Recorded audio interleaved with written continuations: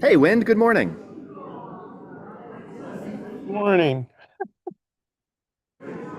I just Oh, manually. How's it going? oh, okay. All right, hold on. We got it. Well, we had a power outage and a internet outage, but we're okay. You got it. Man, oh man. Yeah, we had some trees in our backyard as well. And I didn't even realize it was such a I thing didn't last night. either. I didn't know it was that kind of storm. Yeah, driving up this morning, there were a fair number of sizable branches and trees down. But whew, Yeah. my goodness. Um, Oh, Barbara, good morning. Good morning. No. Uh, We're here. But Hi, Win. Sorry we can't be in person, but we're here. no, it's almost as good. Okay. we're hoping. We can hear you. That's the hope. I'm going to switch it over now to the overall camera and the microphone, so you'll lose me in just a moment. Okay.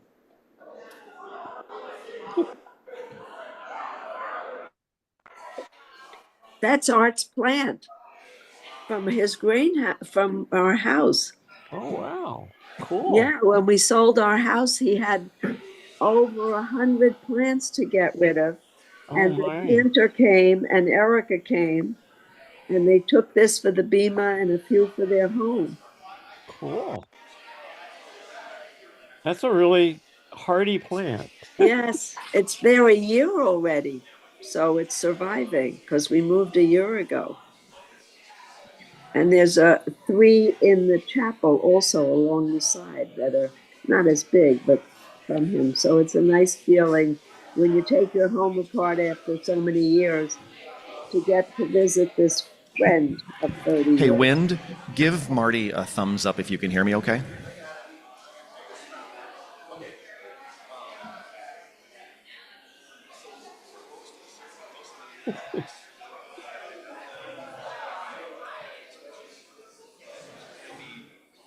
Can, can they pass the bagels? I'm going to go get some coffee. I'll be back. Good idea. Okay. I'll shut this off.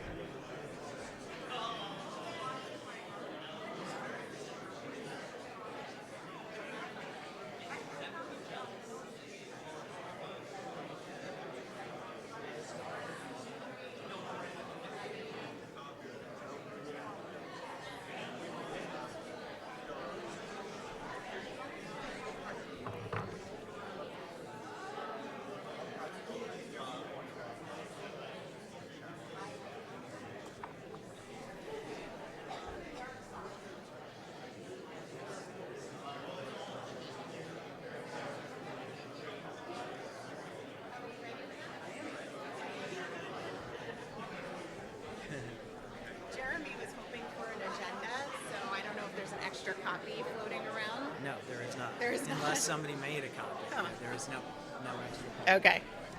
Well, he'll deal then. Yeah.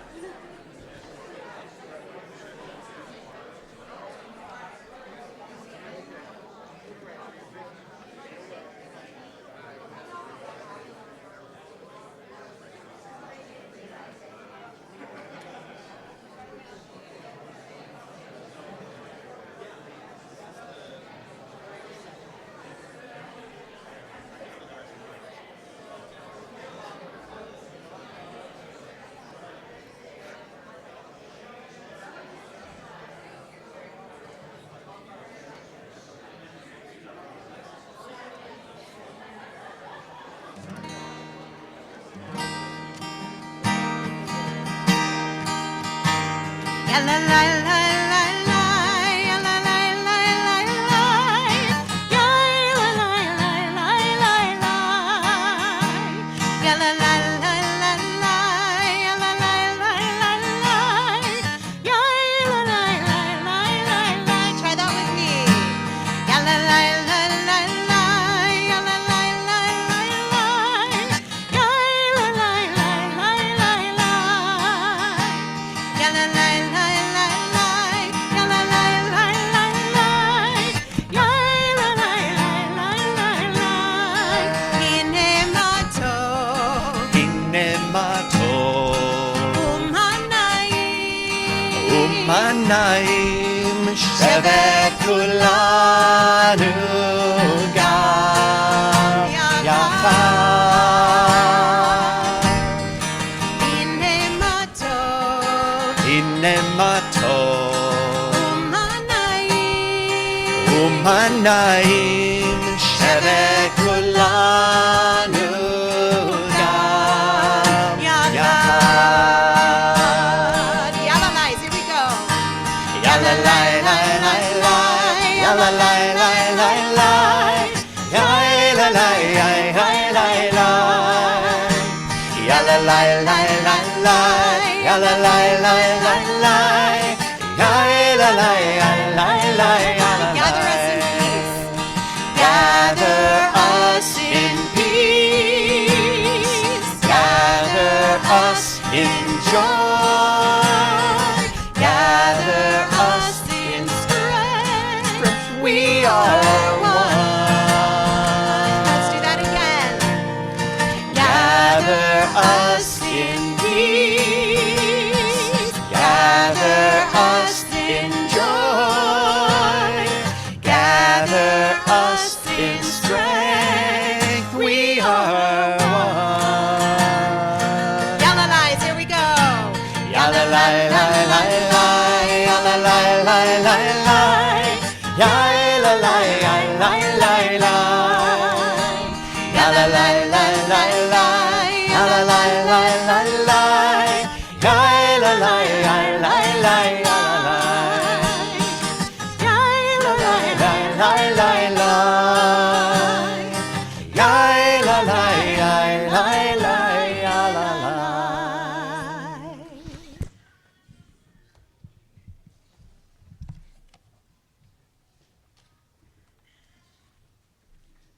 Thank you very much for that opening song. Thank you all for participating. I am going to call this meeting to order, and I get to use this thing. This is the best part of being president. There we go. I believe we have a quorum. There are 48 households represented here today, maybe more because I saw a few stragglers showing up here, and 8 on Zoom, so we have 55 households represented, which is more than enough to have a quorum. So we can get started. And we're going to start by reading the mission statement and the guiding principles. As you might remember, we created a new mission statement and a set of guiding principles as an outgrowth of the strategic plan work that we did a couple of years ago. So let me read that. The mission: to be an inspiring, welcoming, and inclusive Jewish community that honors tradition while embracing progress, creating opportunities for spiritual growth, lifelong learning, meaningful connection, and purposeful service, Growth happens here. Our guiding principles: belonging. Temple Sinai is our extended family and home where we can be known and cherished. We welcome all who come to celebrate together in joy and comfort one another in sorrow. Learning. Temple Sinai is where we learn about our heritage, explore and grow our understanding of ourselves and others. Seeking. Temple Sinai is our sacred space where we cultivate awe and wonder as an affirmation of our commitment to Reform Judaism. We welcome those of all faiths who question, struggle, engage, and evolve. And serving. Temple Sinai is our foundation for taking responsibility for one another in our greater community, Israel and the diaspora. Our commitment to Tikkun Olam, repairing the world, encourages us to speak and act on behalf of our fellow human beings. It's worth absorbing that for a little while. Thank you all very much. I'm going to turn it over to Rabbi Jay, who will give us the Devar Torah today.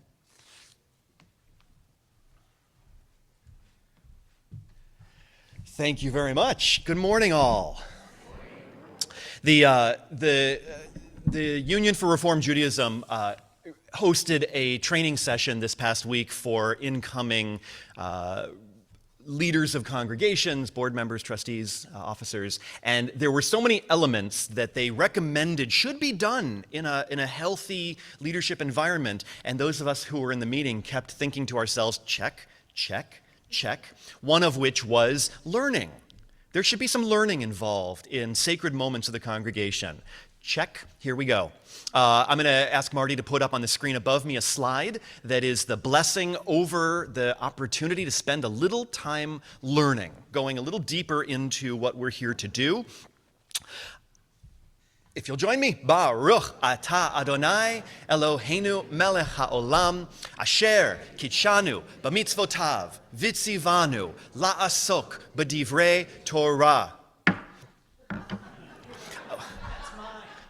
When else am I ever going to get a chance? Come on. No one leaves this around me. For good reason, Steve. You should have taken it with you. This week's Torah portion is called Shalach, or sometimes the expanded name is Shalach Lacha. Send out, send for yourself. And it tells us about Moses' decision to send scouts ahead of the Israelite people who are still early in their time in the wilderness, wandering through the desert, to see what's over there in the promised land before we get there. But Moses didn't do it because he wanted to. He's coerced into doing it by the leaders of each tribe. They seem to be afraid that if they enter the land and they settle it the way it is planned, then the nomadic societal structure that has kept them in positions of power will be changed.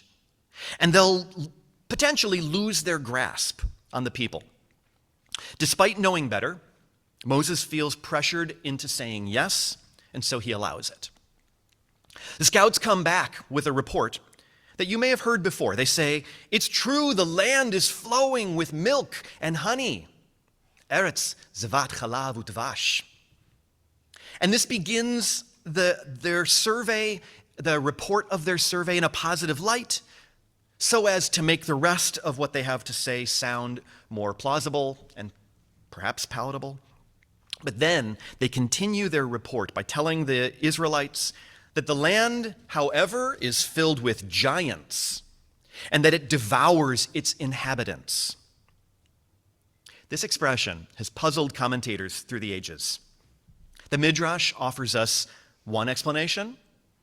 Rabbi Nachman of Bratslav offers a different.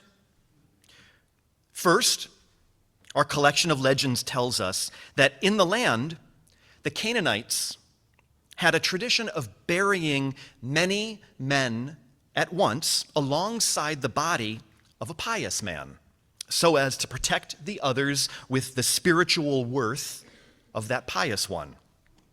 When the Israelite scouts arrived in the land, they witnessed one of these mass burials. None other than the famous Job of the Bible had just died.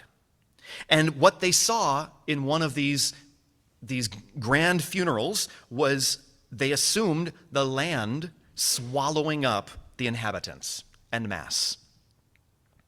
But that's not how Rabbi Nachman understood what was happening. In his famous book, Likutei Moharan, he explains the nature of eating. When food enters the body, it is transformed into the eater. For example, when an animal eats vegetation, such as grass, the grass is transformed into the animal when it enters the belly.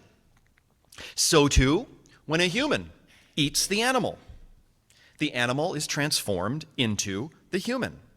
And into every place of the body that the food reaches, as it's distributed amongst the organs, these are the words of Rabbi Nachman, this is the kind of detail they go into in their kinds of books.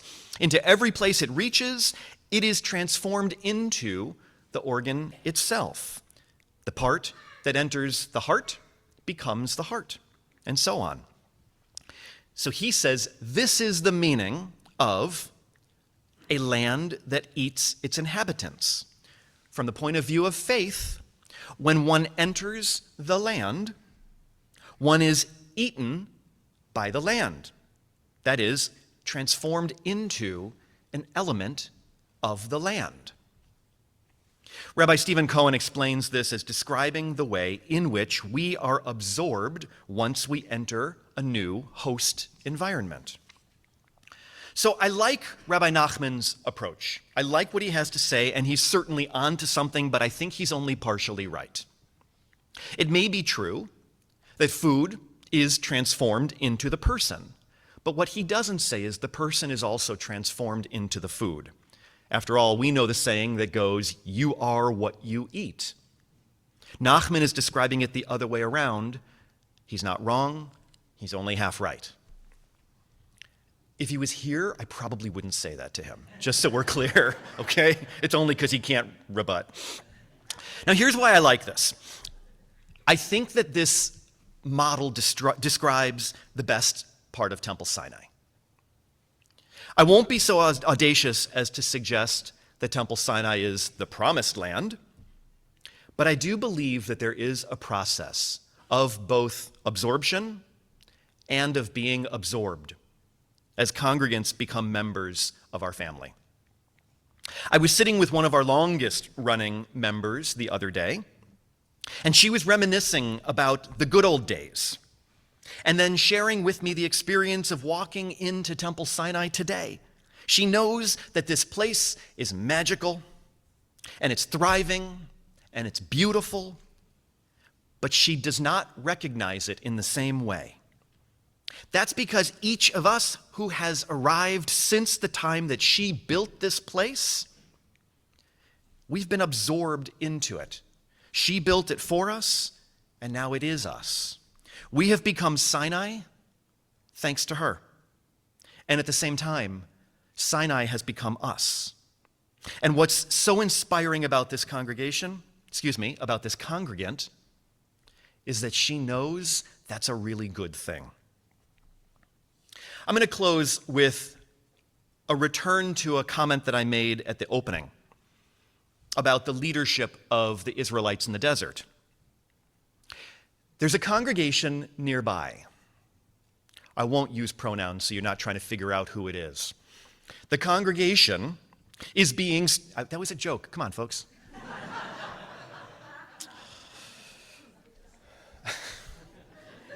Go ahead and work it through. I'll give you a second. For those of you at home who can't hear it, now they're chuckling. The congregation is being strangled by its lay leadership. Many of them have been on the board and executive committee for more than 20 years.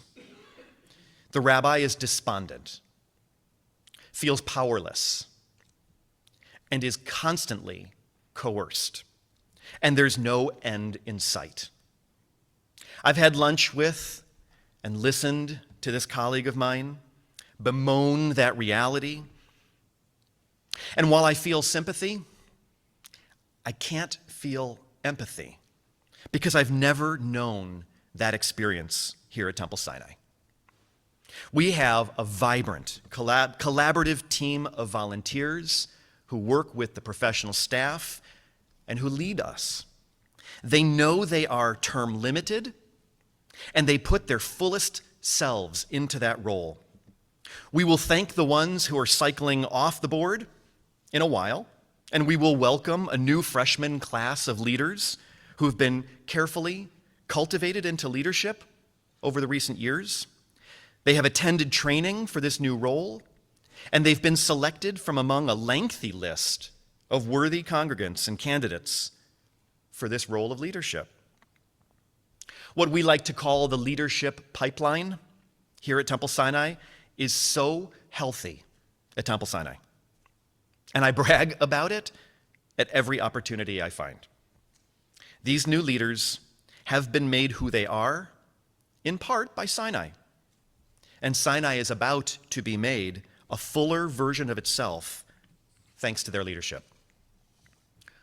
A century from now, others will walk through these doors, and they'll experience a Temple Sinai that we would hardly recognize. And that will be as it should be. They will have been absorbed into this congregation, and the congregation will have been absorbed into them. That is how Kehilot Kedoshah, sacred communities, survive and endure and thrive. So I'd like to begin the business part of this meeting with a celebration of this moment. At this precise time, there is a full program year behind us since we last gathered for this meeting. And there's another full program year ahead of us before we will gather again like this. These moments are not to be missed. And so I invite you to join Cantor Micah as she leads us in a Shehechianu, which also will be on the screen above me. And if the words are not available to you easily, just add your amen. I'm going to take this with me. I don't have a problem with gavels. That seems to be a you thing.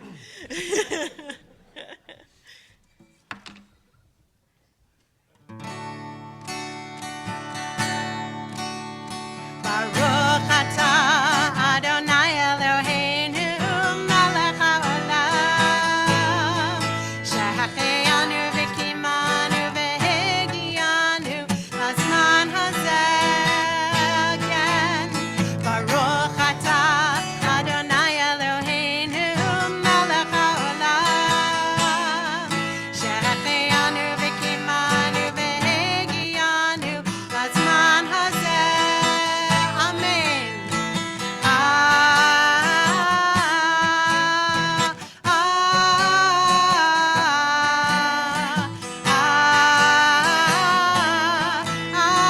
Amen. Amen again. Amen.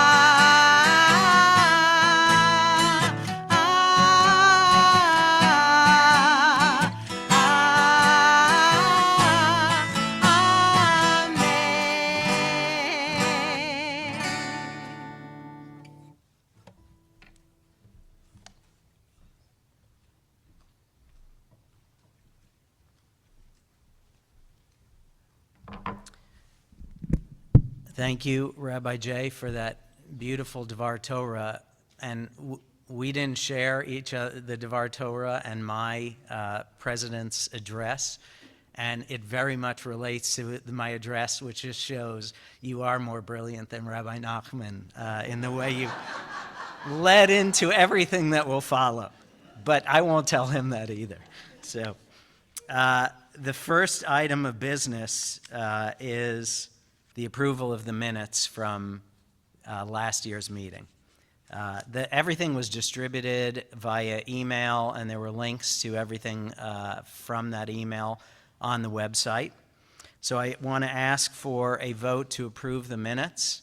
Is there any question or comment that anybody has before we vote? No? Okay, I will ask for a vote then. All those in favor, raise your hand, please. Opposed? It passes unanimously or close to that. So let me move into my report today. So first of all, thank you everybody for being here today, for choosing to be here on a gorgeous summer Sunday morning. I'm sure some of you are actually asking yourselves why you're here on a gorgeous summer Sunday morning. But thank you very much for being here. And apologies to the tennis enthusiasts in this group, because this is smack dab in the middle of the men's final at the French Open right now. So if you're on your phones looking to see how things are going there, don't tell anybody.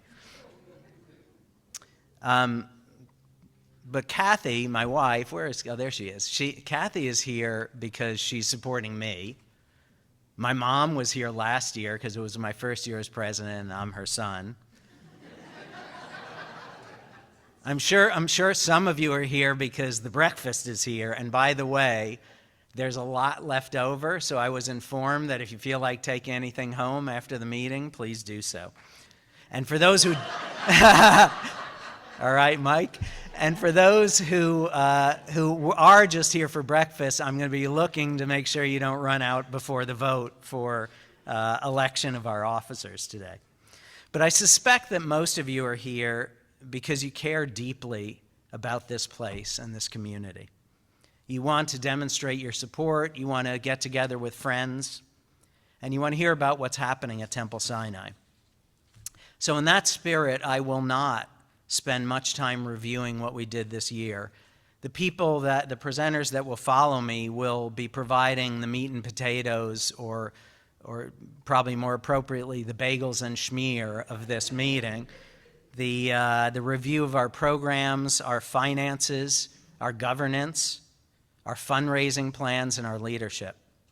So as the warm-up act for the best part of this day today, allow me to focus a little bit more on the things that have made my first year as president so gratifying and worthwhile. And on many occasions, including the rabbi's Devar Torah today, have brought tears to my eyes. And I did have tears in my eyes as you were talking today, and I am right now. I love that we were able to launch an Israel-focused speaker series this year.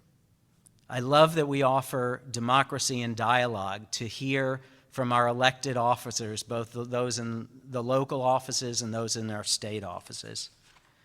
I love that Circles continues to thrive and adds so much value to those who participate in Circles. I love that our building is filled on every Sunday morning, and I just wish we had some more space to accommodate all the people who ask to meet there on Sunday mornings and we don't have room to accommodate them. I love having the opportunity during services to focus on worship, learning, and personal prayer. I love that we have the gala and mitzvah day where so many people come here to join together, to celebrate together, and to serve those in need in our community. The more I thought about those things, the more I realized that they all share a common thread. There's one thing that makes all of this work. There's one thing that makes all of these occasions so meaningful. There's one thing that makes Temple Sinai strong, vibrant, and special, and that one thing is the people. It's Rabbi Jay and Cantor Micah continuing to elevate our spiritual, educational, and pastoral experiences. It's Jane, Jeremy, Larry, Sharon, and Shelley bringing their talent, their dedication, their creativity, and their care to every aspect of congregational life. It's Morot, Erica, and Phyllis and their teams educating, nurturing, and inspiring the youngest among us. It's Max and Andrew. I think I saw Max earlier, but not sure. Working tirelessly behind the scenes to make every event work. It's Sisterhood and Brotherhood, who not only put on this morning's feast, but support so many other activities at Temple Sinai during the year. It's our board and leadership team who I work very closely with, devoting countless volunteer hours to ensuring that Temple Sinai remains relevant, responsive, and strong. It's Marty who's always here making all of these events work for those of us who are on Zoom. It's Stu who's here taking photos to bring to life everything that we do. And it's all of the other lay leaders and volunteers, far too numerous to mention individually, but easy to spot because they are all over this place all the time. It's all of you who are the engine of so much of what happens inside and outside of our building, supporting hundreds and maybe thousands of activities that make ours a unique and special community. As president, I've had the privilege of getting to see it all work, leading some of the meetings and initiatives, participating in others, seeing programs take shape, watching volunteers turn ideas into reality, and witnessing the extraordinary commitment, dedication, and even joy in the efforts of our clergy, our staff, and our volunteers. Temple Sinai is thriving because of you. While the world around us this year has often felt particularly challenging, divisive, and uncertain, within these walls, we've experienced only belonging, care, connection, vibrancy, and growth. And perhaps the best confirmation of the specialness of this place and this community comes from outside of our congregation. Whether they're attending a family celebration, coming to one of the community events we host here, or saying goodbye to a loved one, time and again, they tell me how extraordinary Temple Sinai is. Not simply because of what we do, but because of who we are and how we make them feel. So since the best of today's meeting is yet to come, let me just briefly highlight a few of the ways in which we continue to advance Temple Sinai operationally, financially, and in fulfillment of that mission that I read earlier today. Our congregation grew once again this year, reflecting the strength of our culture, our community, and our offerings. Enrollment in the ECEC, our Early Childhood Education Center, increased, and after only 4 years of full-time operation, is a net positive contributor to the bottom line of Temple Sinai. Our programs, services, caring, educational initiatives, and engagement opportunities continue to grow thanks to the incredible work of all of you and those that I mentioned earlier. And thanks to your ongoing generosity in support of our operational fundraising requests. We also made significant progress in implementing new initiatives that emerged from our strategic plan. We launched our programming team to ensure that our offerings are purposeful, aligned with our mission, and responsive to the evolving needs of this congregation, as Rabbi referred to in his Devar Torah. The programs like the Israel Speaker Series and Democracy in Dialogue are examples of our expansion of our learning initiatives, which was part of what you asked us for in the survey prior to the strategic plan. We also built our volunteer initiative to better recognize volunteers, highlight opportunities for people to serve, and connect people with meaningful ways to make a difference. Extending our food insecurity and personal hygiene initiatives are just two of the examples of the growing impact our volunteers have had on the broader community. And I hope you've noticed the monthly volunteer spotlight emails, which come out on a Sunday night once a month, highlighting some of the extraordinary people and activities that we do to support Tikkun Olam in our community.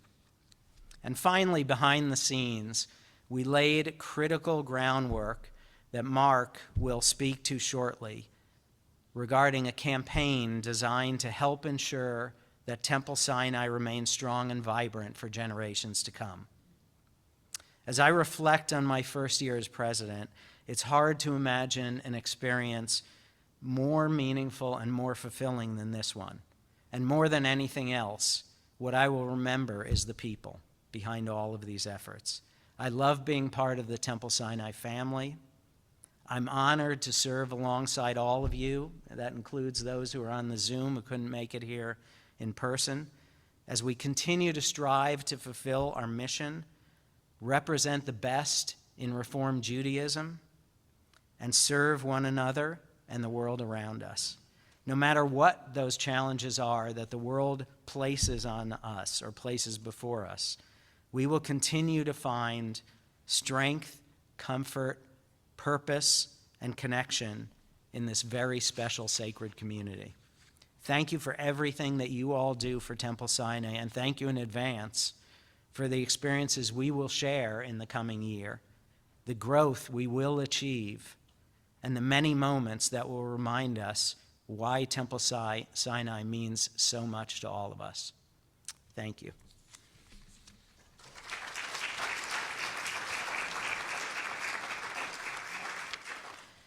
So, next on the agenda, probably much more entertaining than my remarks, will be the reports by Rabbi Jay and Jeremy about this year at Temple Sinai.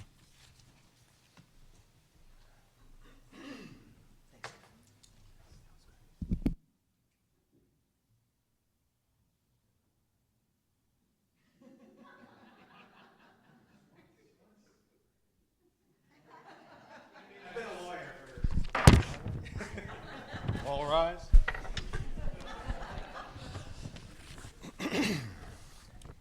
Hey everybody, can we please give another round of applause to Steve Zales, because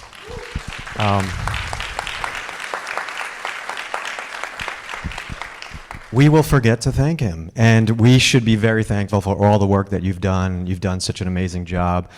Really, we're going to miss you in a year, but we have so much to do in that year. So thank you, Steve. Hi. Good morning. You've come to expect evolving formats around how we reflect on the year. We thought we'd try something yet again, a little different. We love experimentation here at Sinai, so Jeremy and I thought we'd have a interview-style conversation, a chance to dig into each other's experience, and we've solicited all the input and feedback from our coworkers so that we can make sure that their successes have been reflected as well. So let's move right into the conversation. Hey, back. I am going to start right off the bat by acknowledging that you are our very first executive director. And that's got to be, yeah.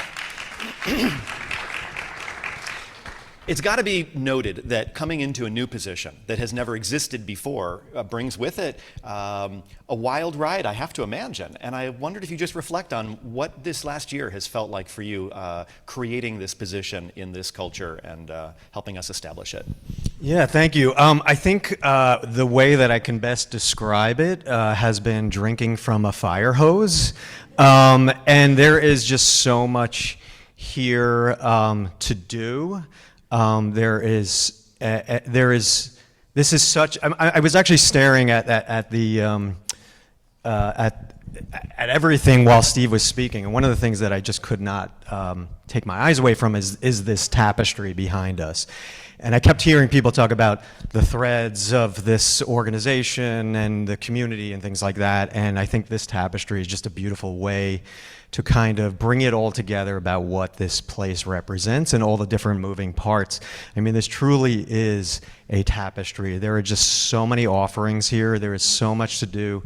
We have an amazing staff, and I know Steve has mentioned them already, but I do want to highlight our staff because they work so incredibly hard. So you're going to hear it again. Jane Vasco, Phyllis Lyons, Shelley Wellfield, Erica Santiago, Sharon and Liat Feller, Larry Stujanki, Max, Andrew. These people make this place run every day. And, you know, people like, I was talking to Shelley the other day, and I told Shelley, I said, people don't realize what you do unless something goes wrong, right? No one is coming up to Shelley and go, you know, Shelley, the air conditioning has just been so crisp today. I just love it. Thank you, Shelley. That just doesn't happen. So, you know, a lot of my job is been first getting to know this place, getting to know all of the people, getting to know all of you, and you know, and first, the other thing I want to mention is the board, right? If you are a current board member, can you please stand up and be recognized? And let's give a big round of applause. Because the other thing is I couldn't do my job without Steve. I couldn't do my job without you. I couldn't do my job without these amazing board members who give up their time every day, including beautiful Sundays when the French Open is going on. But these people, somebody asked me last night, how is the job going? And the first thing they asked, because they knew I had a background of being in other nonprofits, they said, how's the board?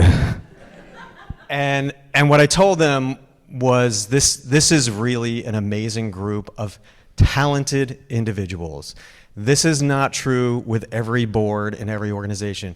These are people who have skills. They have an amazing skill set. The search committee goes through an amazing, very long process of finding the right people for these jobs, and these people have a lot of expertise in these areas and do a lot of things. And so they make my job easier. And I think the last part to answer your question is some of the challenges of this job is we do everything here.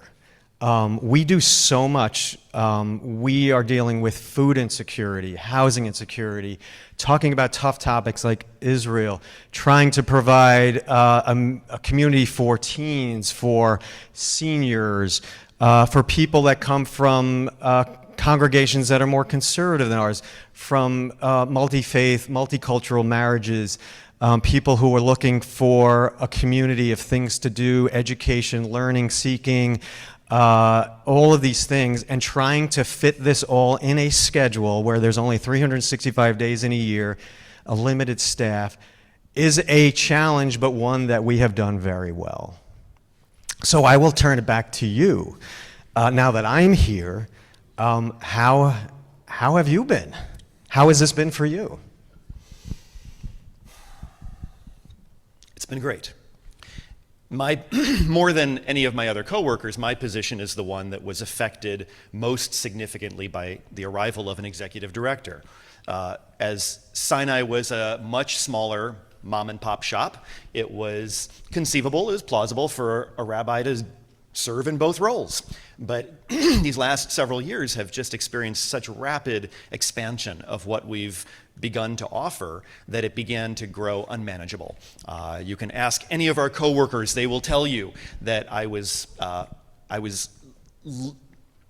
inadequate in my efforts to try to serve as rabbi and executive director. And so this past year, having the ability to shift these responsibilities off my plate onto the plate of a colleague has meant that I've gotten such, okay, so this is one of those almost backhanded compliments that I just continue to receive, which is some version of, wow, your Divrei Torah lately have just been great because I've had more time to write them. Or, oh, your teaching has just been really engaging and vibrant. Or I've also just had so much more time to spend with people pastorally and in collaborative spaces. The backhand of that compliment, of course, is what have they been thinking about my teaching for the last 13 years? But we'll leave that off the plate. It's been a wonderful reminder of why I became a rabbi. I did not become a rabbi to do the job of executive director, and it's been gratifying to be able to turn my attention back into that space. And I'm really grateful for that. So go ahead. Yeah. And no, I didn't forget about the cantor. One of the things that I wanted to mention also, and I wanted to thank you. Such a gift that we have with you and the cantor, and one of the things that exemplified how special this place is was how many people were at the Pride Shabbat that was on Friday. Was that not like the most magical experience. And the thing about this place is that we don't even have to be in this building to experience that kind of magic that you referred to earlier. And I think that experience outside in such a beautiful setting, the weather is perfect in the Arboretum, but also it is about the community. It is about the people, and it is about the coalitions and the partnerships that we build here that also makes this place incredibly special. Well, let's stay on that topic for another moment. You've had a fresh set of eyes. You've almost been through one full program cycle of Sinai's year, in addition to a Pride Shabbat like that evening. What are some of the other highlights that you'd help us see anew through your fresh eyes? Yeah, I think the thing that I gravitate towards most is the sense of community and commitment that people have here. It's overwhelming. I think I've been in a lot of different places, and to come into a new job and a new role is a daunting experience. However, the one thing that I can say about this place is that it has been the most welcoming congregation, people experience that I've ever had. And when people come in here, when they walk through the doors, it is not something we take lightly. And I had this discussion with a bunch of executive directors. I'm in a lot of different groups, as you are. This is the Westchester Executive Directors organization that I go to on a monthly basis, and it is part learning, it is part expertise, it is very much a support group, and I'm sure your support group with the rabbis is probably they're like, no, Rabbi, it's not you, it's the congregants. With our support group, it's no executive directors, it's the clergy. I think that this place, the one thing that I have experienced that I think others don't experience is I have never felt more welcome in this place. I've never felt more welcome in any place than this place right here. You all have adopted me as part of your family, and it's been wonderful. And so some of the highlights of being part of that family, one of the great things that we just did was we created this garden out back. And it may seem like a small thing, but this thing is going to transform some of the things that we do here. First off, it was built by one of the scouts that was part of his Eagle Scout project. We have scouts here every week, Wednesdays, every night. We have probably 150 scouts. And that's not traditionally part of a temple, but it speaks volumes about how we connect with our greater community. They also they give back. They're going to build a Gaga pit soon to come.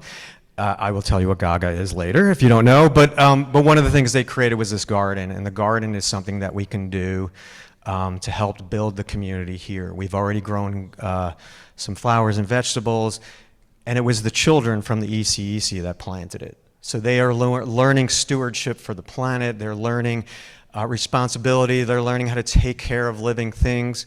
And then what's going to happen in a couple of months when we see literally the fruits of our labor? We're going to take that and we're going to use that to use it for services. We're going to use it to feed the poor. We're going to use it for insecure, we use it for people who have maybe need more food or in hard times. We're going to use that for symbolism, and it's rinse, lather, repeat. And so this is a tradition that we can continue here in Temple Sinai.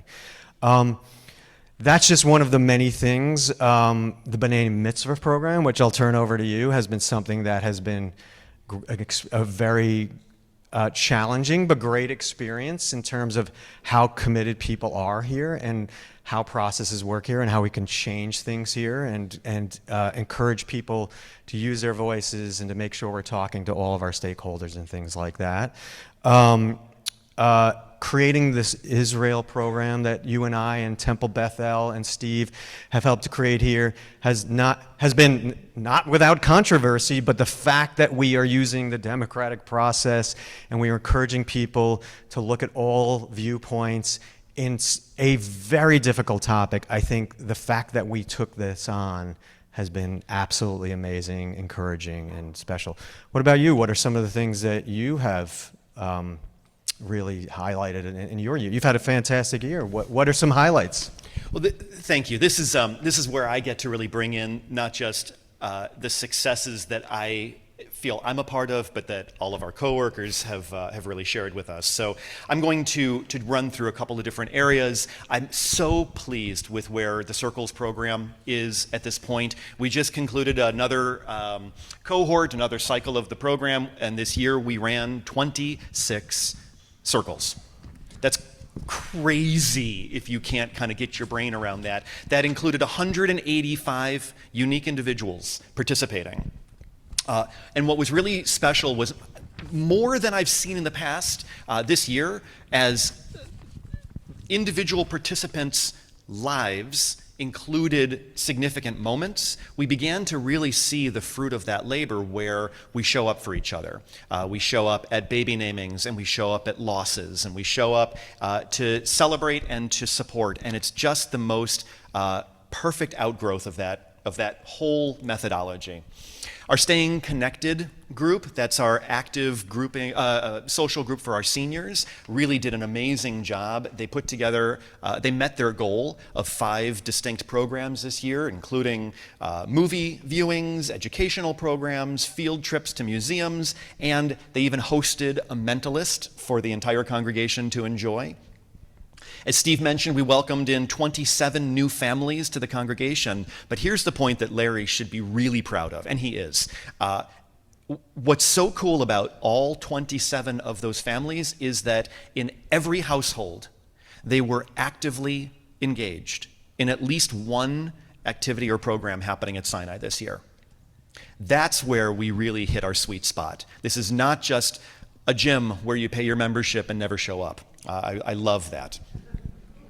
Larry and Shelley, again, ran an incredibly successful program of Mishloach Manot. It is one of the really deep touches of the year because it activates not just a meaningful experience for congregants who are out there making the bags, paying for the bags, and then delivering the bags, but of course every single household in our family receives a bag. And it's just a concrete way to show that they're not forgotten and that they matter to us. Larry has had these wonderful monthly hikes with Larry that have had on average 20 people showing up every Shabbat morning. And in his absence, Jeremy led one this month. Did you say it was the least well attended? No, you misunderstood. That it was the most well. Yes. I'll check the notes. Yeah. I'll go back to the tape. Cantor Micah is continuing to just to add to the creatively spiritual side of our congregation, in addition to everything else she does, not just bringing ongoing contemporary cutting-edge new music. In fact, I was speaking with one of you who was at another congregation just a couple weeks ago and said, you knew all the songs because Cantor Micah has brought them to us here, which we know is, of course, the case. It's gratifying to see. In addition, her ongoing Zentangle series continues to have amazing registration and ongoing hunger. She's continued to teach our adults this year, concluding the first of a 2-year program for adult confirmation. A number of you are a part of that program, and you can join with us on the 20th, is it, to the 26th, to celebrate the milestone of that first year. And she also has brought another amazing, successful concert to us this year with, again, meeting fundraising goals for that important piece of our operating budget. With the help of the Schiff family, she brought an artist in residence different from anything I've experienced before, with Nolan Gasser coming out from Los Angeles and delivering a weekend of both education and also entertainment and also spirituality in ways I just couldn't have anticipated. I was a little bit dubious until it was over, but holy cow, I loved that. And there was one more thing, Cantor, that I was going to mention that you're working on that I can't think of. No, that wasn't it. She's working with Peter Epstein and David Fisher to make sure. And Stu Madison, thank you, yes, to make sure that our website continues to be visually beautiful, good user interface, and also the content is high quality. So she's been making sure that all of our music and our prayers are available to those who are learning and want that practice. It may occur to me what it was I wanted to share. I'll come back in a moment, I'm sure. Well, if there are numbers people here, who are the numbers people? Who are the people that like the numbers? Anybody? Nobody? Yes, I knew you were out there. Don't be shy. You're people too. So let me give you some stats, right? So the ECEC, we currently have 30 enrolled children. Let's give a big round of applause to Phyllis, who unfortunately is going to be leaving us, but at the end of the month. But we are very close. We've had a lot of qualified candidates, and we're very excited. We have a great team that is going to be hiring the next Phyllis, even better, and so we're excited about that. But we currently have 30 students, the most we've had since its opening, representing 24 families. The religious school and the teen programs, TS Inspire, we have 199 teen students that are enrolled right now, and it's growing. Staying Connected, our senior program, we currently have 30 regular participants. Every time there's an event, we have at least 30 people show up. As the rabbi said, our Sinai circles are thriving. We have approximately 30 circles, which represent 250 regular participants. And then there's some other statistics that we were, as a staff, we tried to figure out, like, how do we represent in metrics some of what you all do? So we figured out some creative ways of looking at this. How many people do you think come in and out of this temple every day? So Shelley and Max and our security have to deal with. Every year, if you take an average, we have close to about 1 million human beings that come through those doors every year. 1 million people go in and out through those doors. Now, yes, it's all of you over and over again, right? But we know that, but it's about 1 million. In case you're wondering, he's using rabbinic math. While Jane has been here at Temple Sinai, we estimate that she has spoken to over 60,000 people over the phone. She has answered the phone over 60,000 times. Think about that. Here's a number, 28,000. What do you think that represents? The number of complaints I got on last year's high holiday sermons. No, that's a little higher. 28,000 is the number of rolls of toilet paper that we think Max has replaced. Hey, it takes a lot of different things to run a temple, so eat more bagels, please, because we're on a budget.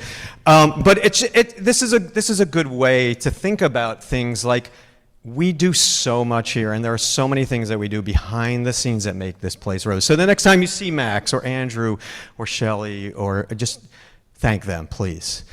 So what does everybody here have to look forward to?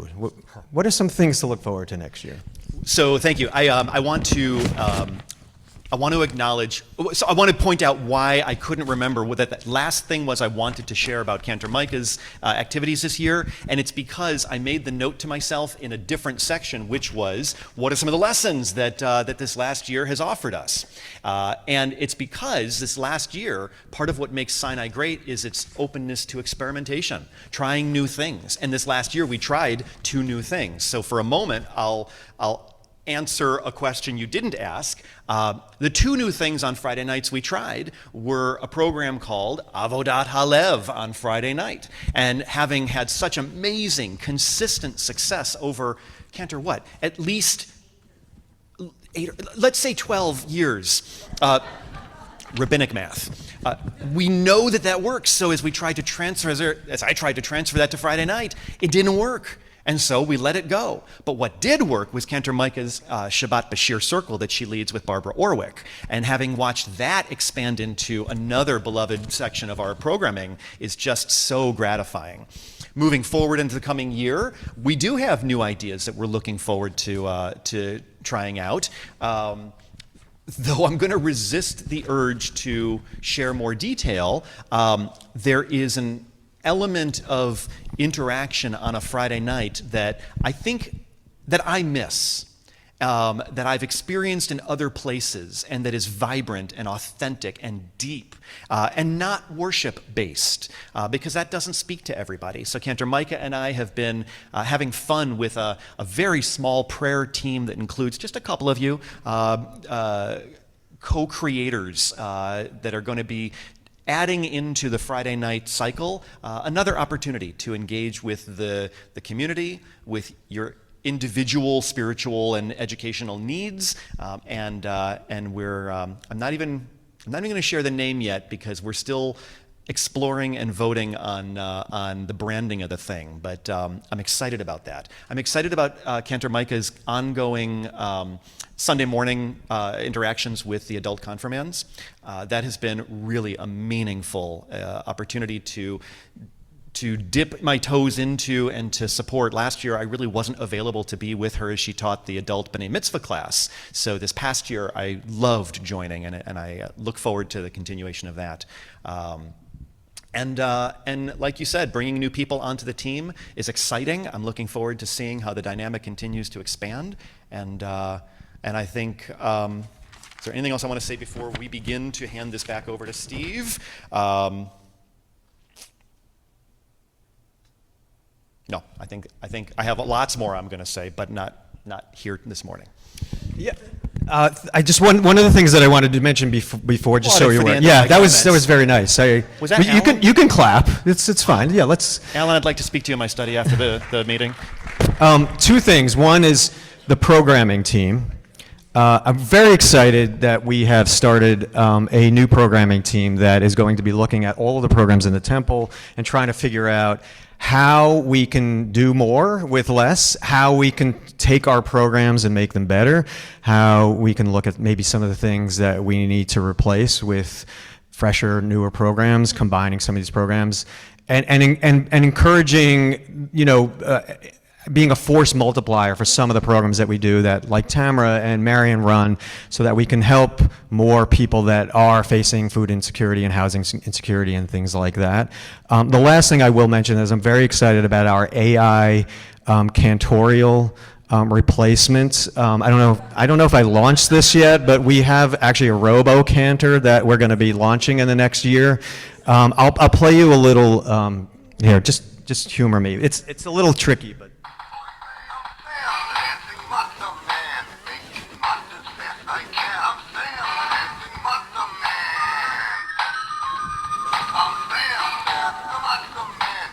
That's just a teaser. That's Sam the Matzah Man. Yes. We're still workshopping. Yeah, it's glitchy. But thank you very much for humoring us, and looking forward to a fabulous year. Thank you.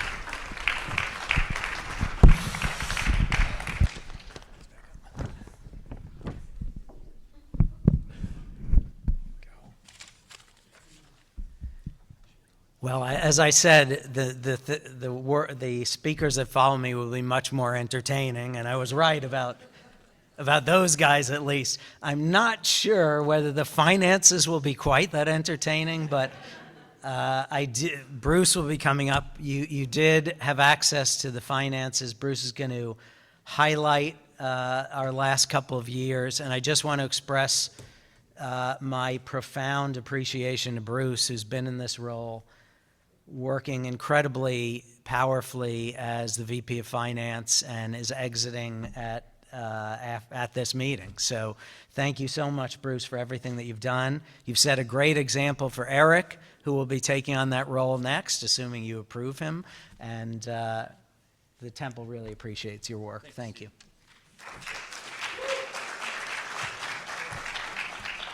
So good morning. Unfortunately, I did this and I did not prepare a joke, so I asked David to ask Mike. Can I have a joke, please? No? You're going to do great. That's it? Yeah. No joke. Sorry, guys. You had enough jokes before. All right, so this is my final report as Temple Sinai's Money Honey. I am pleased to report that Temple Sinai's financial position remains sound and stable throughout fiscal year 2025, which was July 1st, 2024 through June 30th, 2025, and continues to be in this fiscal year, which will conclude at the end of this month. So let's start with our operational budget. For fiscal year 25, total income was $2,612,000 compared to a budget of $2,521,000. This positive variance was primarily driven by the additional contributions received during the year that were not included in the original budget. Total expenses for fiscal year 2025 were $2,674,000 compared to a budget of $2,537,000. Last year, we had several significant unplanned capital improvements, including the replacements of HVAC units and obviously the windows out front, and that impacted our budget last year. Fortunately for fiscal year 2026, we've had fewer emergency capital repairs, got 3 weeks left. However, payroll expenses have increased and as we continue to invest in our staff and programs. Even with these higher personnel costs, we currently project that our operating deficit for fiscal year 2026 will be smaller than we originally budgeted. Consistent with the plan established through the 75th campaign, which you're going to hear more about, we expect to fund this deficit through a scheduled drawdown from campaign proceeds. I will not report on congregational commitments because it's been reported on. I will not report on Early Childhood Center because it's been reported on.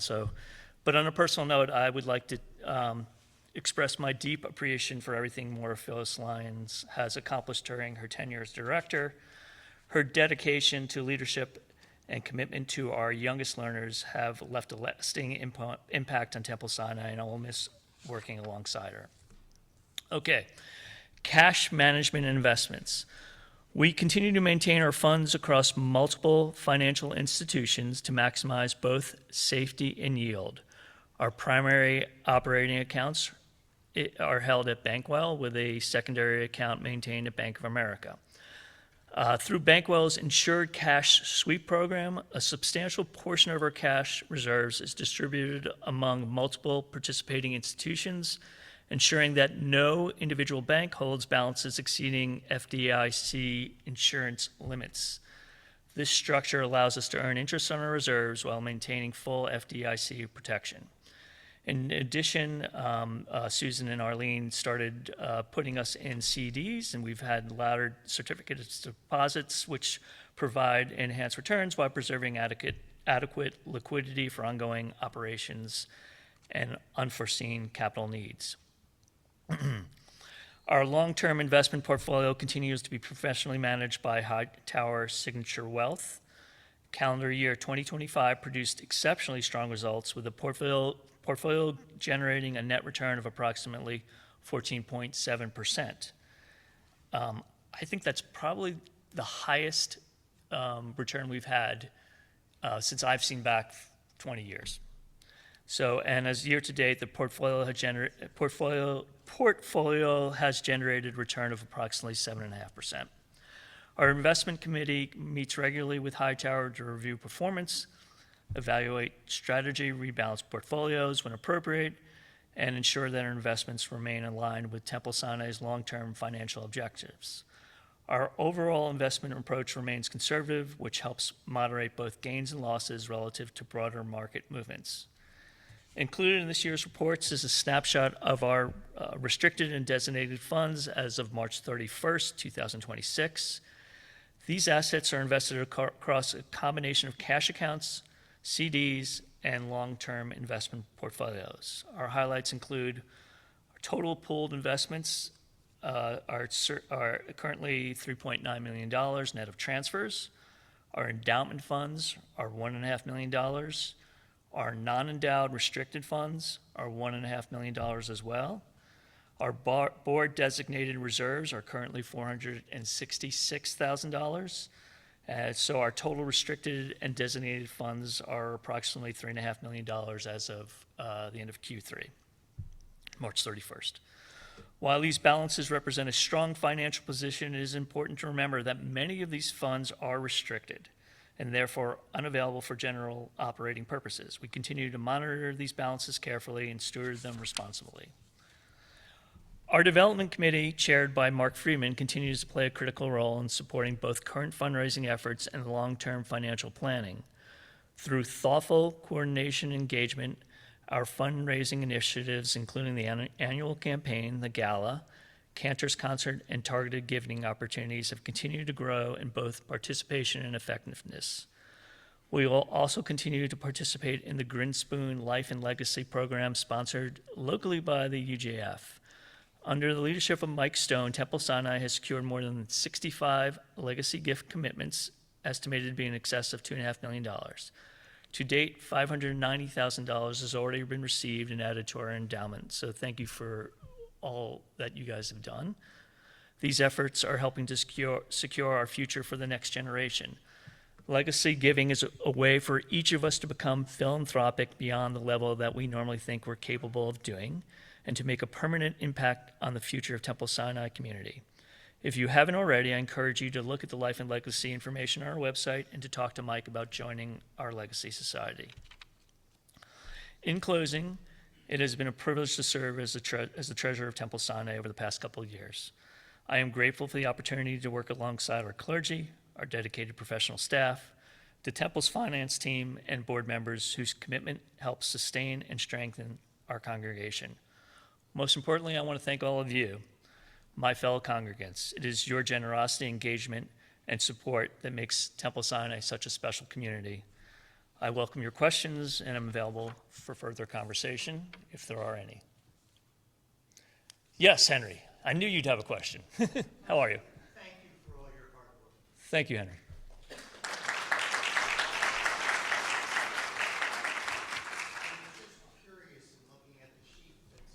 Oh, it's here. Which most of us can't read. But there are two items that are listed under two different categories. So, for example, about 8 lines down, 9 lines down on the upper section, there's a Temple Sinai 75th anniversary campaign. Right. And there's another line in bold print, midway through the page, that has the same title. That's the. I wasn't sure. So the second one is the Campaign Construction Capital Fund, and I don't want to step on Mark, but basically we've started spending some of the money on plans. So what you're seeing is $31,000 for planning the construction. Okay. That's what that is. And then there's same thing, there's a duplicate for Rabbinic Housing Fund. There's a duplicate? Up on top, and then there's another under other assets. And I wasn't sure why it was broken. That's the other one's insurance. What's that? Oh, yeah.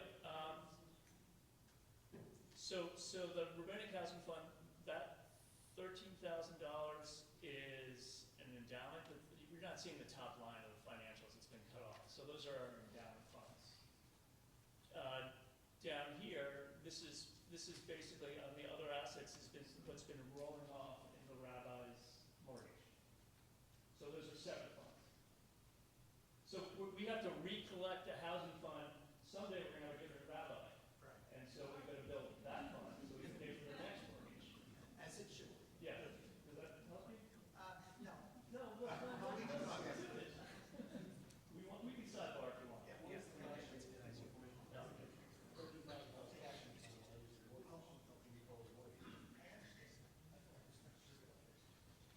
Well, no, but ask me. I mean, I'm here. I want them all to hear. You don't want to continue? No. Very few people here other than Mike would understand what I'm talking about. Mike, can you interpret for me? Okay. I'm just going to repeat what I said. So we're collecting a new endowment for the next rabbi. That's what that $13,000 are. The 172 is the current one that's rolling off on that mortgage. That's what that is. So they're two different funds, basically. Two different assets. We could change the names if that would help. Does anybody have any other questions? I'm going to wrap it up. Thank you.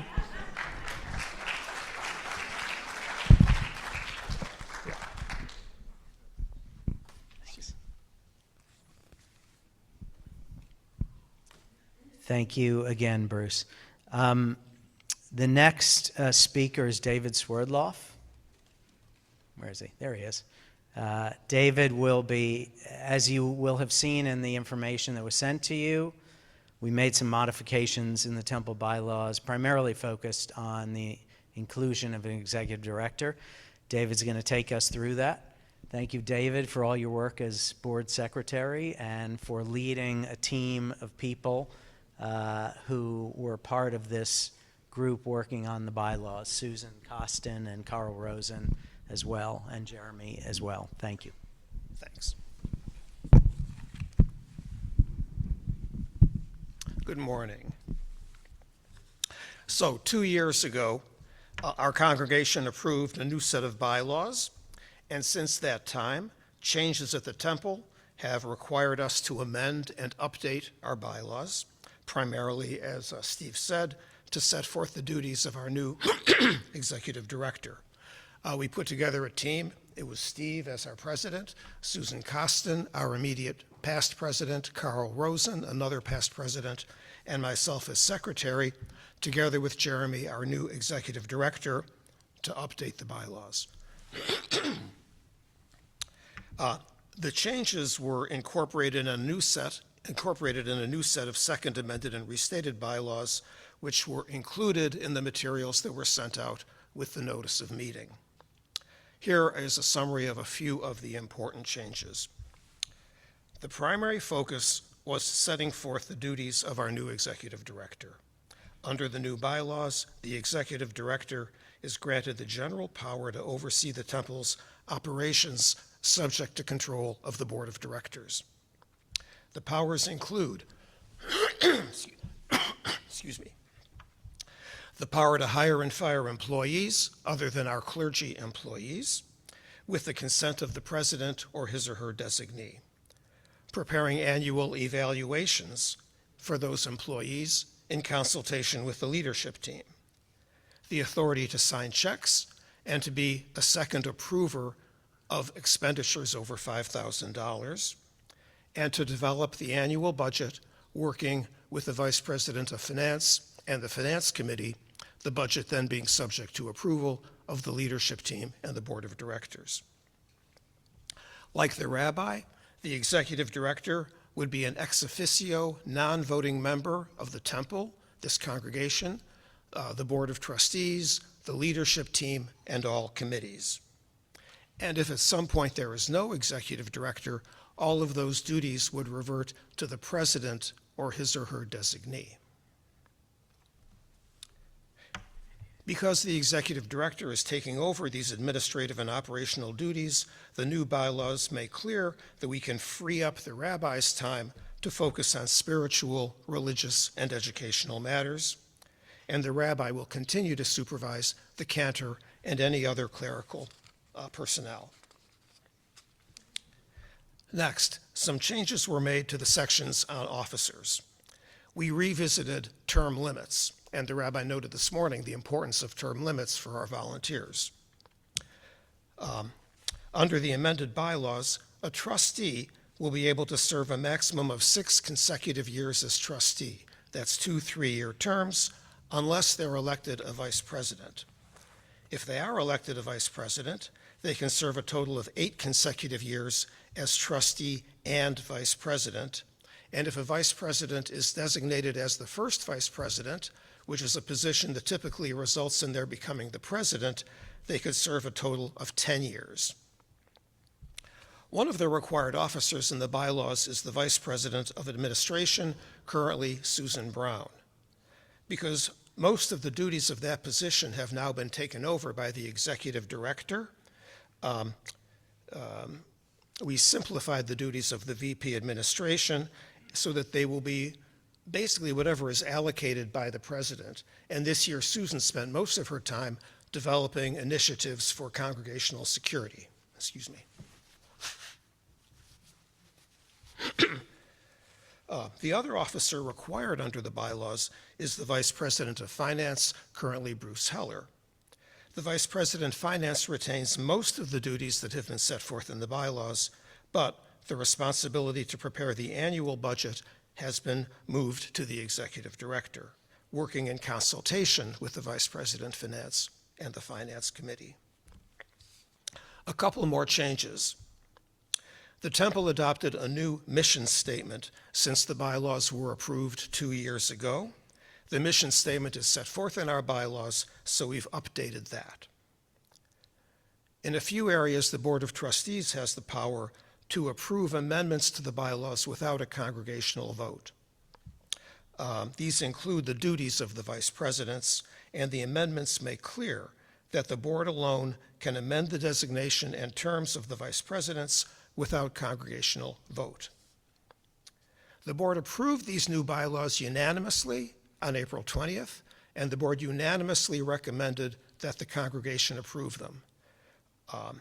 Approval requires a vote of 2/3 of the households who are present in voting today. Steve and I can answer any questions you may have. Oh, Betsy. I'm thinking about the Friday Shabbat Thank you. this weekend, and I would like to suggest that instead of the president being referred to as his or her, that we change that to a they. I didn't quite hear it, but I think you were saying you wanted a more gender-neutral referral to the president. The answer is absolutely. That's what the bylaws do. I may have misspoken up here. Okay, so the bylaws still say his or her. They do not say his or her. The bylaws use their, they and their.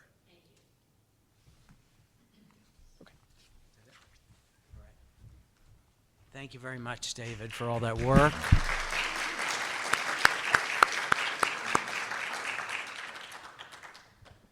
Very much appreciate it. Thankfully, we have somebody who is very capable and handled this whole process much better than I would have if I had that responsibility.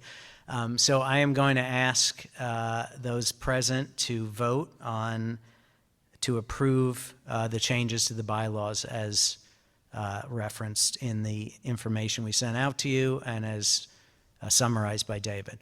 All those in favor? Opposed? Passes unanimously. Thank you. Next, one of the most important things that we are doing for the future of our congregation to benefit all of us and all the people that follow us here is the work on the now to be launched, officially launched, Building Our Tomorrow campaign. I'm going to welcome Mark Friedman, who has been doing an unbelievable job in connection with the team that he's working with, Shelley Leibowitz helping co-lead this effort, and Mark will bring us all up to speed on the Building Our Tomorrow campaign. Thank you very much, Mark. Thank you, Steve. All right, good morning, everyone. Almost afternoon. We'll make this brief here, I promise. I'd like to start by acknowledging something remarkable about Temple Sinai. For generations, this community has been built by people who cared deeply enough to invest their time, their talents, and their resources in creating a place where Jewish life can thrive. Every classroom, every gathering space, every program, every meaningful moment that takes place here is possible because those who came together before us chose to build the future. As we gather during Pride Month, I also want to recognize something that makes Temple Sinai especially meaningful to me. As a proud member of the LGBTQ+ community, I am deeply grateful to belong to a congregation that embraces people for who they are and creates a safe, welcoming, and inclusive space that I am honored to call my spiritual home. Over the past year and a half, many members of our congregation have been working quietly behind the scenes to create a vision for Temple Sinai's next 75 years. Together we've listened, planned, dreamed, and asked two important questions. The first, what do we want Temple Sinai to look like, not just for ourselves, but for the generation that follows us? And the second would be coming from me, how are we going to pay for it? How are we going to raise that money, right? That's what we're going to talk about now. And the answer is the Building Our Tomorrow campaign. This campaign is the vehicle that will help us bring Temple Sinai's strategic plan to life, ensuring that the vision we created together becomes a reality. This campaign is about strengthening our physical spaces, enhancing security, supporting Jewish learning and engagement, and ensuring that Temple Sinai remains vibrant, welcoming, and sustainable for decades to come. Today marks an important milestone in that journey. After an incredibly successful silent phase, we are officially launching the public phase of the Building Our Tomorrow campaign. I'd like to take a few minutes now to share where we are, why this next phase matters, and how every member of our community can help Temple Sinai's future. So we can go to the next slide. While the Building Our Tomorrow campaign includes a number of important investments, I want to highlight 3 of the priorities that are especially important to our future. The first is beautifying our sacred spaces. Our sanctuary and social hall are the heart of our congregational life. This campaign will help us create spaces that are warmer, more welcoming, and more reflective of the vibrant congregation we are today. The campaign also includes significant improvements to the back of the building. Anyone who has parked in the lower lot knows that those stairs and pathways have served us well for many years. We keep keeping it positive, right? Yeah, exactly. You'll notice I got the chuckle without having to have it prompted, just a little. All right. Through this campaign, we will improve accessibility, replace aging stairs and walkways, enhance lighting, and renovate the parking lot to create a safer and more welcoming experience. The second is safety and security. We have a responsibility to ensure that Temple Sinai remains a safe place for every person who walks through our doors. The campaign includes important security enhancements while preserving the warm and welcoming spirit that defines our congregation. And finally, future growth and sustainability. By growing our endowment, we are creating a stronger foundation for the future and ensuring that Temple Sinai remains financially healthy for generations to come. And on the next slide, I'm going to share to you where we are. We call it our scorecard internally. To date, we have raised $4.1 million from 53 families. Thank you all very much.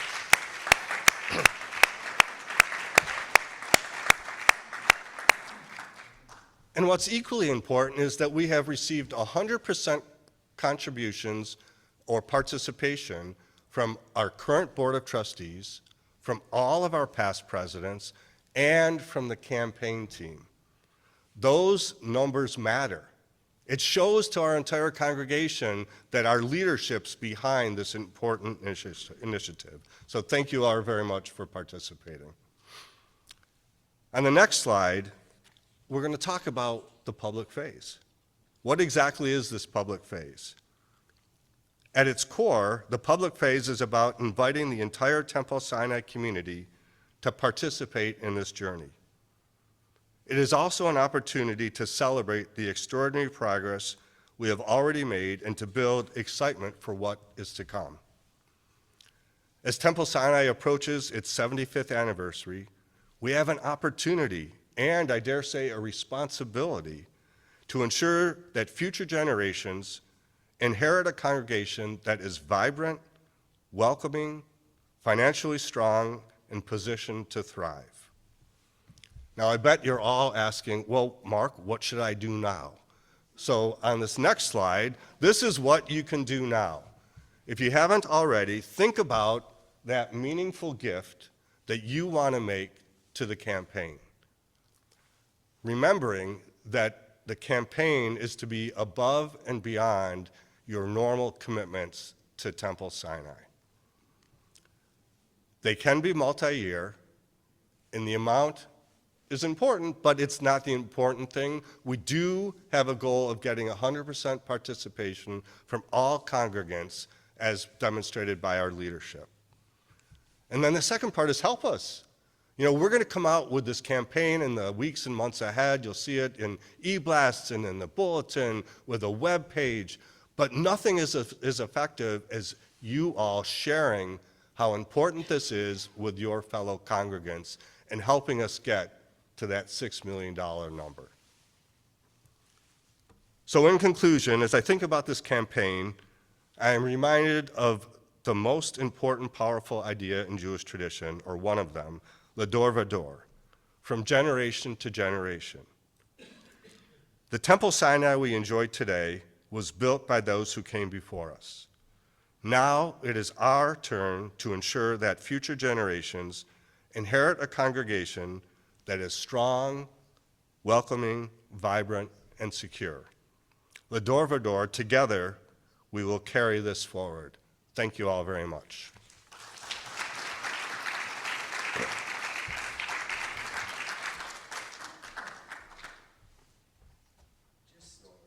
I just want to give a minute if anybody has any questions they want to ask Mark. I know many of you have already participated, and we're running a little late, but if there's any important question that you'd like to ask in front of the rest of the group, please do. Stu. Any idea when construction of any kind will take place, and when you expect that to be completed? Sure, I'm going to ask Alan Paul, who is leading that part of the campaign, to step up and to answer that question. Oh, you can. extra mic here. Thank you. We can just give that to Alan. Mark, we didn't really hear the question. The question is, when are we going to start to spend your money? All right, so a decision was made early on that we're not taking loans out. Everything's gonna be done in cash. So it has to do with how much we're raising and how much money we physically have in hand. Right now, we don't have enough money in hand to start. We need approximately about $2.5 million in hand physically. That should happen towards the end of this year. So if everything falls right, we should start construction somewhere in 2027. We're out to bid on the office right now, which could go basically any time, probably towards the end of the year, assuming that's how we want to deploy the money.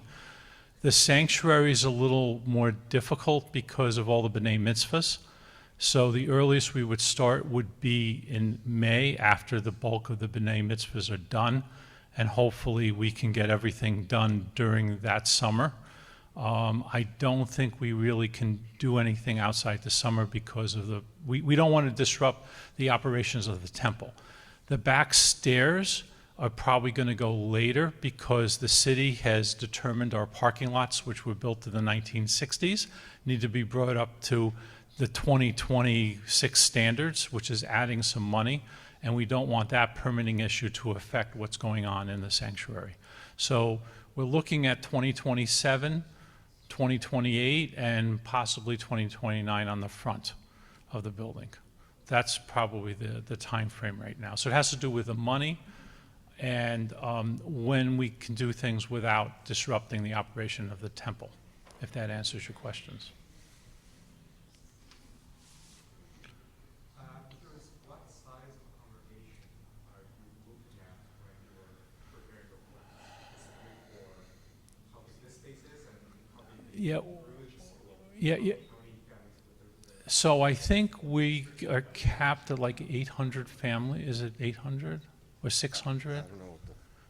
The question is, how many congregants are we planning for? And we're not changing the physical space. We're refreshing it. Yeah. So there's if we go outside this building, it's going to trigger a lot of other code issues that we don't want to trigger. The building was built in the 1960s, so we basically want to stay with the 1960 codes, because if we go into the 2026 codes, there's a lot of money that would have to be spent that is not going to, you won't see the money.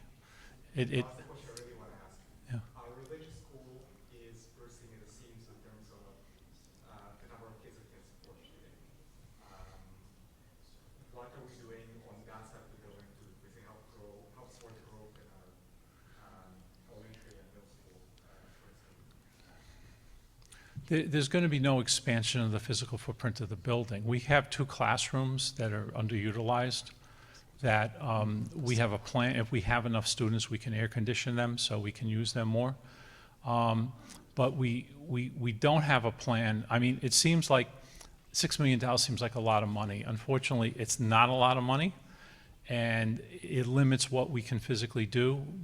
We need to basically stay within the footprints of the building. It's a good question, but as you know, by understanding and seeing the news about what's going on demographically, there are ups and downs demographically, and we're about to head into a somewhat of a down phase in terms of the age of religious school students. So we're projecting, what we've projected in the strategic plan is a 1% to 3% annual growth overall for the temple. So it's not something that's going to necessitate a huge expansion, which is why we're going to stay within the footprint.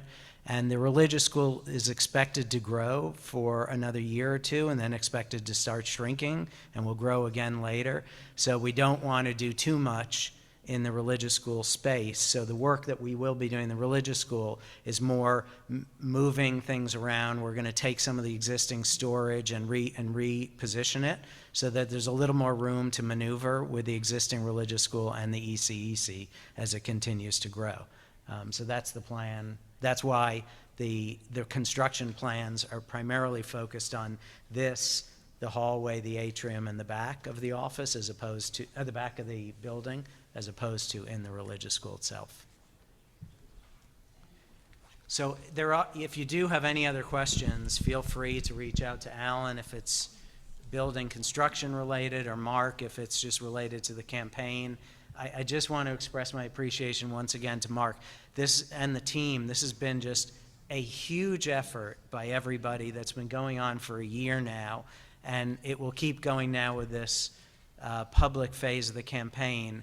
But we greatly appreciate all of your work, all of the team's work, and so much to all of you for your commitments to allowing us to build the Temple Sinai of the future that we all want. So thank you all very much. Thank you, Alan.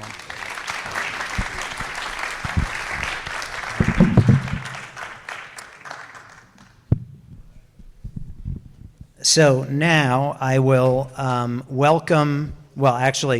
I will identify the inspectors of election that we have that agreed to do work with us today.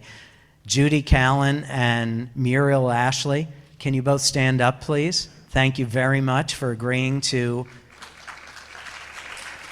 monitor the votes and identify the people, with help from Glenn Wolf, identify the people who were here today. Let me also move on now to the election of our officers and trustees. I'm going to ask Carol Lilienthal to come up to talk about the work that she led of the nominating committee to identify and secure the future new members of our board. So thank you very much, Carol, for all the work that you did. And after Carol does her work, we will ask those members who are here to stand up, those new individuals who are joining the board, and then I will ask for a vote. As chairman of the 2026 nominating committee, I have been invited to give the committee's report. I would like to recognize and thank the members of the committee for their hard work in presenting a slate of worthy candidates for your consideration. The committee members are Jessica Corris, Lisa Silver, Merid Slawinski, Glenn Wolf, and Liz Lebo representing Sisterhood, and Glenn Harper representing Brotherhood. Ex officio members of the committee are Steve Zales and Rabbi Jay. The nominating committee met 4 times between March 12th and April 7th of this year. Its task was to identify nominees for first vice president, 3 open VP positions, and 5 open trustee positions. After consideration of many eligible candidates, the committee voted to nominate the following slate of highly qualified individuals who accepted their nominations: David Fisher, first vice president for the term 2026-2027. Vice Presidents for the term 2026 through 2028, Eric Goldman and Terry Newman. Vice President for the term 2026 to 2027, Marion Freed. Trustees for the term 2026 to 2029, John Ash and Evgen Heath. Trustee for the term 2026 to 2028, Marnin Foreman. Trustees for term 2026 to 2027, Wendy Lewis and Tamara Lichtman. Elizabeth Giles and Beth Levick have agreed to continue to serve as trustees for the term 2026 to 2029. Sister nominated Liz Lebo to continue as their representative to the board, and Brotherhood nominated Peter Lilienthal to be their representative to the board. The last task of the nominating committee was to choose the chairman of the 2027 nominating committee. Glenn Wolfe volunteered to serve as next year's chairman, and committee is pleased to report his nomination. Thank you.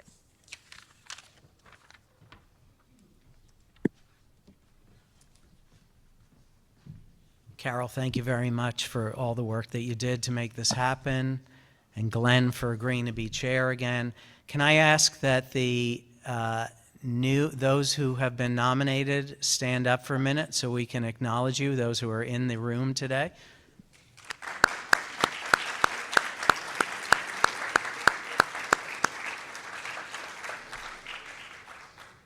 It will be fantastic to work with all of you, as well as the existing officers and trustees who will be here, assuming all of you vote to approve this slate. So I will ask for a vote to approve the slate of recommended nominees. Can I see all hands in favor? Opposed? The vote passes. Welcome, new members, to the board of Temple Sinai. Thank you.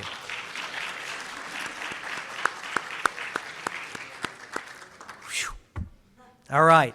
It says President's closing remarks here. I don't have any closing remarks. Thank you very much. Other than a note that it's, I think, 11:46, because 2 minutes ago was 11:44, so we got out before 12, although we are going to hear a song that'll take us a little bit closer to 12. But thank you all again for coming here, for spending your morning with us. Please participate in this song, and I look forward to working with all of you going forward. And don't remember, there's still food there if you want to take something home. Thank you. This is a good moment for you to rise, if you're able, to join us in a full-bodied song. So clapping for sure, singing for sure, and can everybody do this with both hands? When I say bring peace down, okay? That's all you got to do? Here, let me give you this. With a smile, with gusto, with feeling. Oh, there's a pick. 1 second. Did you get the other stuff? There's a couple of other things. Wait for it. I know. I don't know Here we go. Oh, se shalom, Roma. Oh, se shalom, Roma. Huyase, shalom. Huyase, shalom. Huyase, shalom.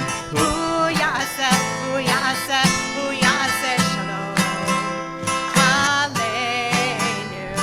1, 2, 3, 4. May the one who makes peace bring peace down, bring peace down. May the one who makes peace bring peace down, bring peace down. May the one who makes peace bring peace down, bring peace down.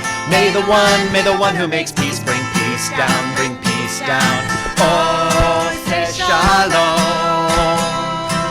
be Roma. Oh, say shalom, be Roma. Huyase, shalom. Huyase, shalom. Huyase, shalom. Aleinu. Echad, shtaim, shalosh, arba. May the one who makes peace bring peace down, bring peace down. May the one who makes peace bring peace down, bring peace down. May the one who makes peace bring peace down, bring peace down. May the one who makes peace bring peace down, bring peace down. And since you didn't have a chance, Oh, I get to do it? the Can I cancer gets adjourn? to adjourn the meeting. This meeting is adjourned. Yeah. That was very satisfying, thank you. Isn't it? It's so great. I don't want to damage the, yeah. I think I may have. Thank you very much for being here. Thank you, that was great.